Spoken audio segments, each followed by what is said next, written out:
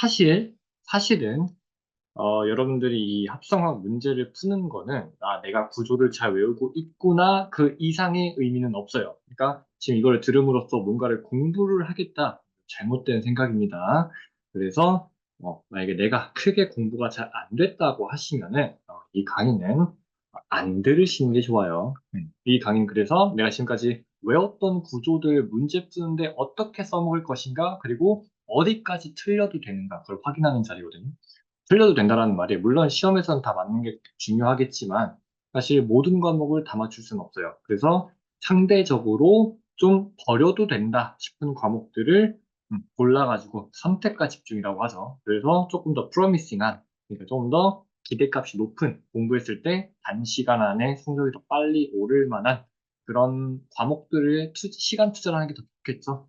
네. 그래서 뭐 똑같이 어떤 과목은 일주일 내내 공부했는데 개수가 한 개 오르는 과목이 있다면은 어떤 과목은 하루만 공부해도 개수가 세네 개씩 오르는 과목들이 있어요. 그래서 그런 대표적인 과목들이 뭐예요? 약물 치료학이라든지 약물학이라든지 그런 과목들이죠. 그래서 만약 이 시점에 내가 이걸 보면서 공부를 하겠다, 뭔가 위안을 삼겠다? 아니요. 그냥 끄시고 이거 안 들으셔도 됩니다.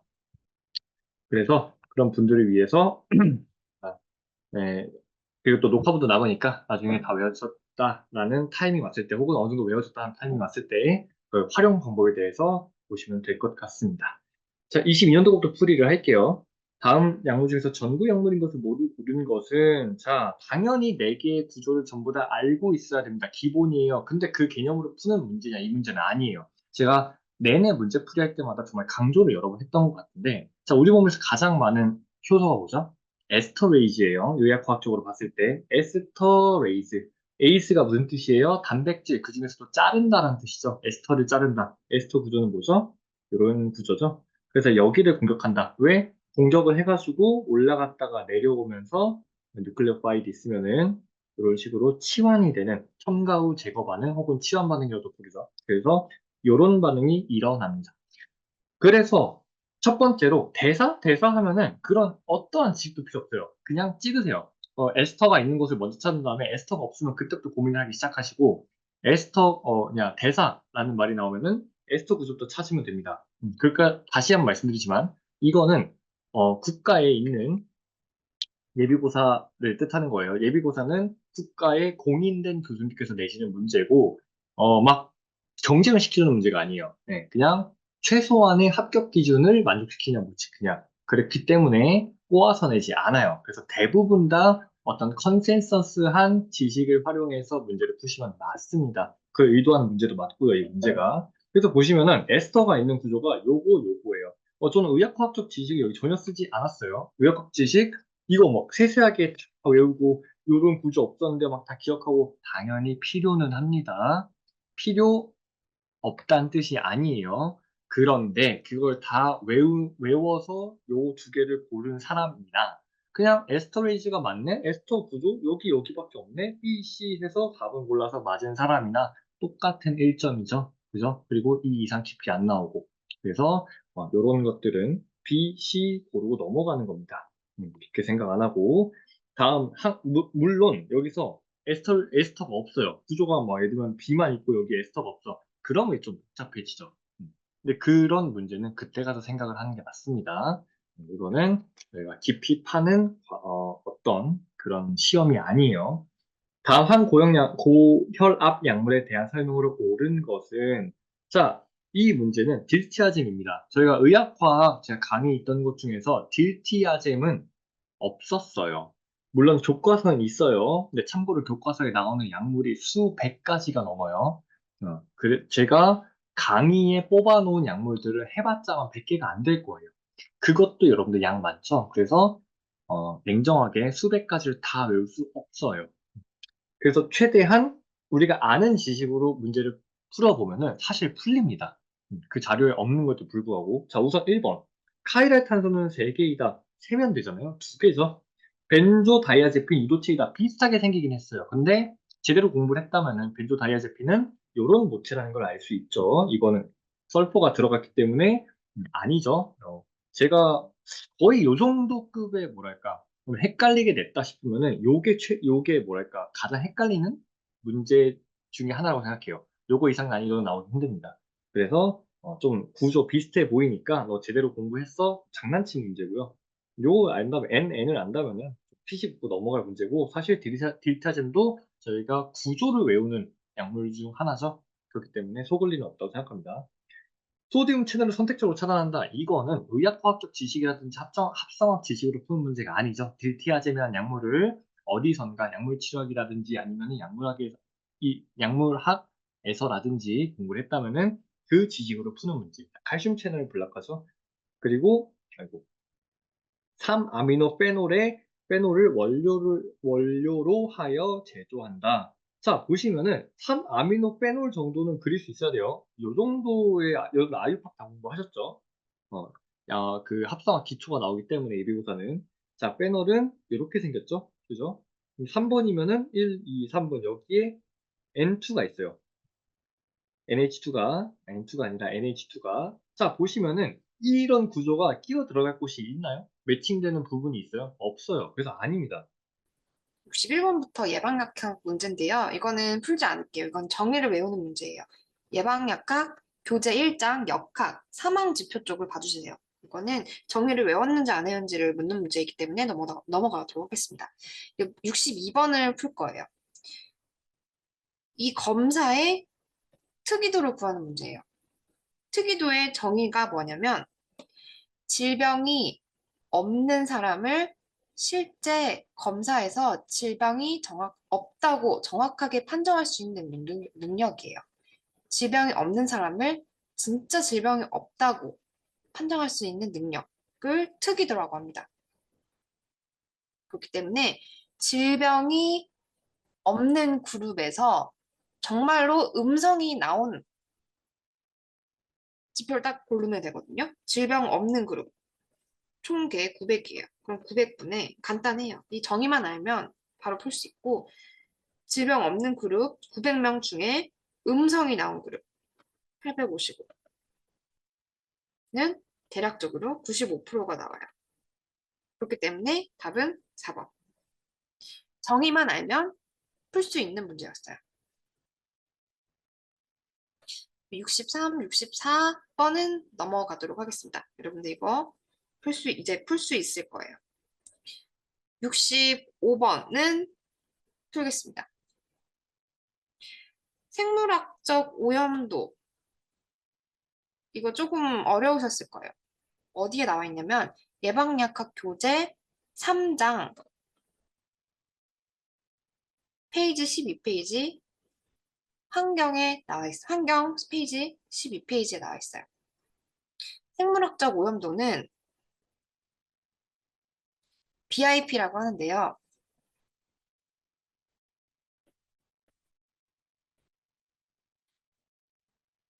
엽록체 생물수 더하기 무엽록체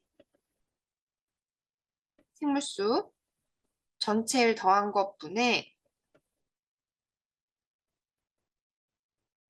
무엽록체 무엽록체 생물수 곱하기 100. 이거는 그냥 정의예요. 이대로 외워주시면 돼요.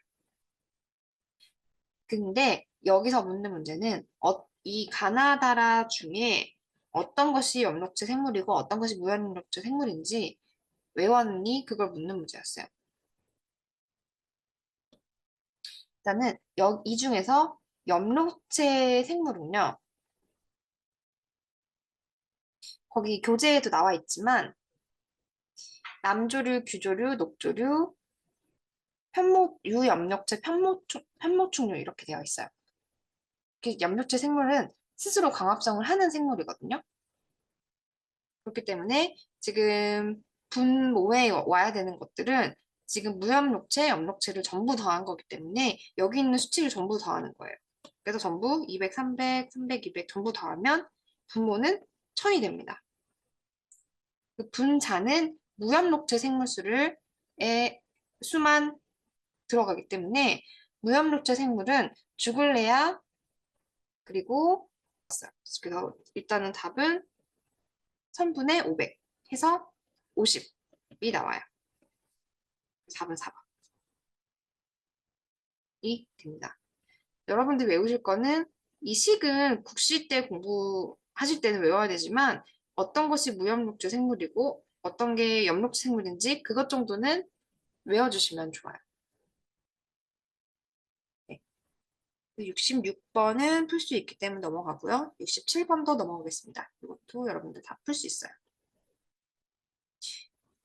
빠르게 설명하면 페노바르비탈은 시토크롬 3A4 등의 그런 대사 효소를 유도하기 때문에 그렇습니다. 간 사야마탄소가 이제 더 많이 대사를 하게 되는 거죠. 그래서 답은 1번. 68번.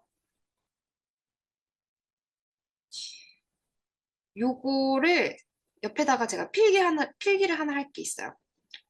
일단 문제를 읽어보면 이상 대사 반응인 포합 반응에 직접적으로 관여하는 보조 인자로만 나열된 것은. 일단은 보면 5번부터 볼게요. ATP 아니고요. 비릴루빈 아니에요. 일단 이게 두 개가 아니기 때문에 답이 될 수 없고 4번 폴릭이시드 들어가요. 보조 인자로. 글루타민 아니에요. 이 하나하나 지워가는 문제예요. 3번 글루코스 6포스페이트 보조인자 아닙니다. 하지만 히피릭 애시드, 메르카프트인산 다 보조인자로 들어갔어요. 그래서 일단 3번 답이 아니고 4번 요거는 아마 처음 볼 거예요. 옆에 필기 하나 할게요. 플러스 알파. 여러 가지 뭐 항산 포합 여러 가지 이제 포합 반응을 여러분들 이제 강의 때 이제 아마 공부를 많이 하셨을 거예요. 근데 메틸 메틸 포합은 강의 때 언급하지 않았어요. 하지만 지금 국시 문제가 나왔기 때문에 필기를 할게요. 이거는 여기다가 지금 필기해서 외우셔도 되고 교재에 옆에 남는 공간에다가 필기를 해주시면 좋을 것 같아요. 공야채는 S 21번. 내생포자 형성하는 그람 양성균은? 이라고 물어보고 있어요. 내생포자 하면은 요 세 가지는 바로 떠올려 주셔야 돼요. 바실러스, 그리고 클로스트리디움, 파상풍, 가스궤적. 요 세 개 기억해 주시고 골라주시면 됐던 문제. 22번. 이중가닥 RNA, 레오로타 딱 떠오르면 되죠? 그래서 로타 짚고 넘어가시면 됩니다. 쭉 넘어가서 댕기열, 싱글 스트레이 RNA이고 옳은 것은? 이라고 물었는데 댕기열 모기로 전파되는 거 너무 유명해서 잘 알고 계시죠? 단일 가닥, 그러니까 여기 지금 기출을 통해서 우리가 알아야 되는 게 뭐냐면 이 미생물 파트 같은 경우에는 얘가 dsRNA인지, 그러니까 RNA인지 DNA인지를 아는 것도 중요하고요. 싱글 스트레인인지 더블인지 아는 것도 중요합니다. 사실 그것만 알아도 제낄 수 있는 보기들이 좀 생기기 때문에 항상 말을 하지만 균 파트 그리고 바이러스 파트를 공부할 때에는 시작할 때 먼저 그 큰 그림을 다 외워주시는 게 첫 번째예요. 이런 댕기열에 대한 세세한 거 외우시기 전에 RNA에 누구 있는지, DNA에 누구 있는지, 그리고 DS 싱글 어떻게 나눠지는지를 큰 그림의 표를 외우시는 게 첫 번째다라는 거 강조드리면서 넘어가겠습니다. 27번 아데노 헤르페스 DNA 유전체를 갖는 애 고르라고 했으니까 아시클로본 너무 유명하죠. 단순 헤르페스 바이러스 그리고 결막염 같은 거에서도 이 아시클로본은 굉장히 많이 사용이 되고 있는 약입니다. 아시클로본 추가로 우리 4번 정도, 4번에서 5번 정도 사용하고 복용한다라는 것도 굉장히 큰 특징이에요. 28번, 29번. 우리 진균증, 진균 문제들도 한두 개씩 나오기 때문에 이렇게 어렵지 않은 난이도로 나왔을 때는 푸실 수 있을 것 같아요. 진균에서 중요한 거는 각각의 약이 진균제인지 아닌지를 판단하는 게 첫 번째. 근데 그 정도는 다 하실 수 있을 것 같고 기전도 많이 나와요. 어느 단계를 저해하는지까지 같이 기억을 해주시면 좋겠습니다. 그냥 31번은 진균의 경구 물어봤으니까 이게 IV인지 IM인지 아는 거 중요해요. 퀴닌 같은 경우에는 항말라리아제죠. 부작용이 좀 큰데 IV랑 IM으로 처리를 한다라는 거 기억해 주시고 암포 같은 것도 IV라서 전신 감염에 사용을 하고 크립토코커스 감염에 사용을 합니다. 이거 기억해. 아, 그리고 또 하나. 보기에 나온 균이나 약은 정말 중요해요. 이 보기 하나하나도 다 고심해서 내신다고 하셨거든요. 그러니까 이 보기에 나왔던 애들이 다음 시험에는 답으로 나올 수가 있는 거예요. 그래서 꼭 반드시 공부하실 때 내가 조금 생소한 보기가 나왔어요. 그럼 얘가 뭔지 정리해 보셔야 돼요. 왜냐면 다음 시험에 충분히 나올 수 있다라고 힌트를 주는 거기 때문에 보기 공부 잘 하자라는 거 말씀드립니다. 12, 28, 25 이거는 푸실 수 있으셨을 것 같고 33번 CTLA4도 너무 많이 나오죠. CTLA4랑 CD28이 경쟁적으로 작용을 하는데 APC, 안티젠 프리젠팅 셀의 B7과 결합을 누가 하느냐에 따라서 T셀의 발현이 증가하거나 감소하는 양상을 보이게 되죠. 그래서 어떻게 결합을 하는지만 알고 있으면 됩니다. 얘는 항암제랑 관련이 깊어가지고서는 문제에 조금 많이 다뤄지고 있는 애예요. 그래서 이 점 아시면 되실 것 같고 34번. 자, 35번. 바이러스 감염 나오면은 인터페론 알파예요. 이거 인터페론 알파랑 베타랑 헷갈리면은 안 돼요. 두 개 다른 애예요. 그리고 인터페론, 그러니까 인터페론 자체가 바이러스 감염과 굉장히 관련이 깊은 애기 때문에 문제에서 혹은 보기에서 키워드로 바이러스 나오면 인터페론 알파 먼저 생각을 해주셔야 돼요. 네. 넘어가서 4번. 1기압 40도에서 71g의 물과 29g의 페놀을 섞은 이성 붕괴는 10의 페놀을 하는 자, 요거 보고서는 먼저 그림 그리셔야 돼요. 두 개 이상으로 분리된다라고 했죠. 그러니까 요거는 공액상의 개념을 이해를 하는 게 중요한 문제입니다. 제가 항상 요런 문제들 질문하실 때에는 공액상의 개념을 이해하셔야 돼요 라는 얘기를 계속 하는데 그게 뭐냐면 자, 우선은 그림을 그리고 여기까지 그리는 거는 많이 하실 수 있으신 것 같아요. 10이랑 그리고 33% 물이니까 결국 페놀 67% 있다라는 거죠. 여기까지는 그리실 수 있는데 이게 무슨 말이냐면은 이 특정 온도, 40도라는 온도에서 위에 있는 이 결선 위에 있는 모든 점은 두 층으로 구분이 돼요. 그 두 층으로 구분이 되는 게 둘 중에 하나가 막 많을 수도 있어요. 이렇게 적거나 점점 많아지겠죠. 이 비율은 바뀔 텐데 요렇게 A랑 B층으로 구분이 되는 건 다 똑같다는 거예요. 얘도 A고 얘도 B고요. 얘도 A고 얘도 B예요. 되게 신기하지 않나요? 근데 그 A랑 B가 각기 뭐냐라고 봤을 때 요 두 점인 거예요.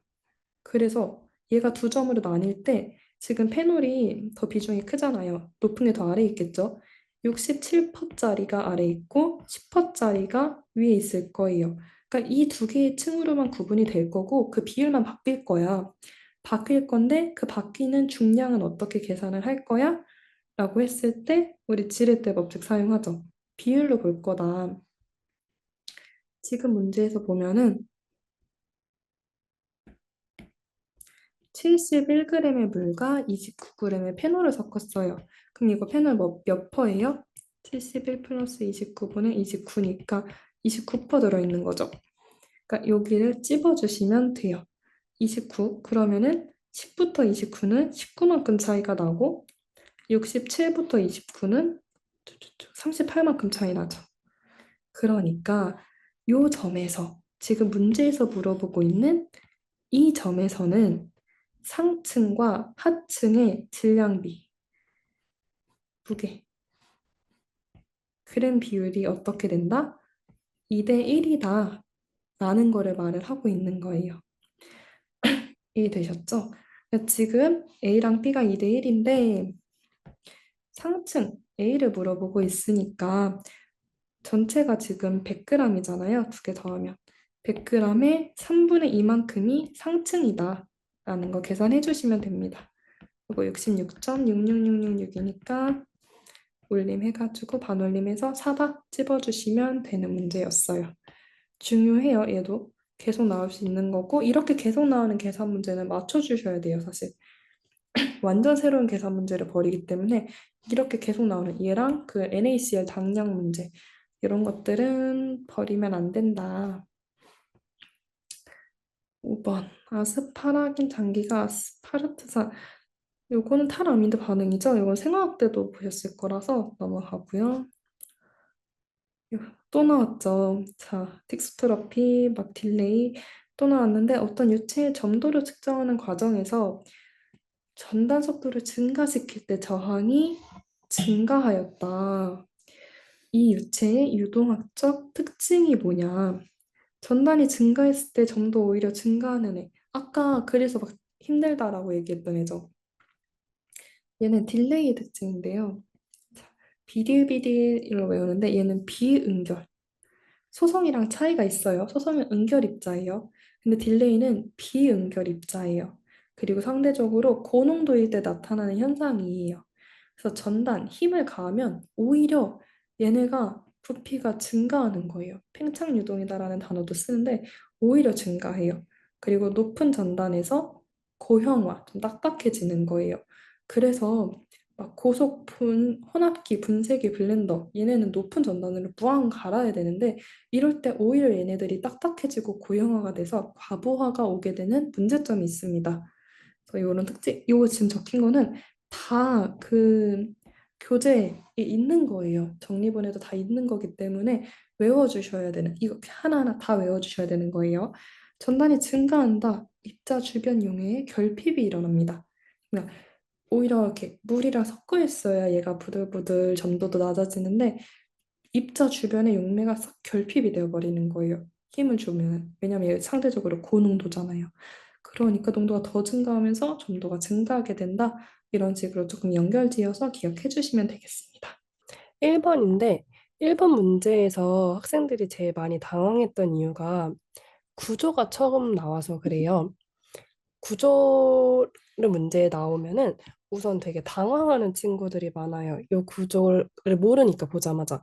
근데 요새는 생화학에서 구조 문제가 조금씩 나오고 있는데 항상 힌트를 준다라는 거를 잊지 않았으면 좋겠어요. 지금도 보면은 고산지대를 여행 중인 사람, 그리고 적혈구라는 키워드가 나왔죠.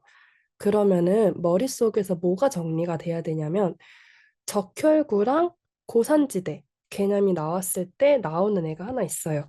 투쓰리 BPG. 그럼 요거 아닐까?까지 생각이 먼저 가야 돼요. 그러려면은 적혈구 개념이 딱 머릿속에 정리가 되어 있어야겠죠. 그리고 BPG 아니야? 하고 봤을 때 BPG가 비스포스, 그러니까 인이 두 개다인데 인 두 개죠. 그러니까 BPG다라고 예상을 할 수가 있어요. 그리고 보기를 통해서도 충분히 예상이 가능한 부분이었어요. 그래서 여기서 하고 싶은 말은 구조를 시험 전에 한 번 눈에 쓱 발라보고 들어가면 좋지만 내가 모르는 구조가 나왔을 때에도 당황하지 말고 아는 선에서 추측을 해보자. 자, 그러면 우리 BPG에서 중요한 애들이 네 가지가 있어요. 첫 번째로 이 BPG는 산소 결합 자리에 경쟁적으로 결합을 하는 게 아니라는 점이에요. 이 알로스테릭 모듈레이터라 가지고서는 산소 결합 자리에서 좀 먼 곳에 결합을 하게 돼요. 그게 첫 번째 특징이고 두 번째는 T 스테이트 안정화예요. T 스테이트 안정화되면 어떻게 되는지 머릿속에 딱 떠오를까요? 자, T 스테이트가 안정화된다라는 거는 헤모글로빈에 대한 산소 친화력이 떨어진다라는 거를 의미를 해요. 그럼 그거는 다시 말해서 뭐예요?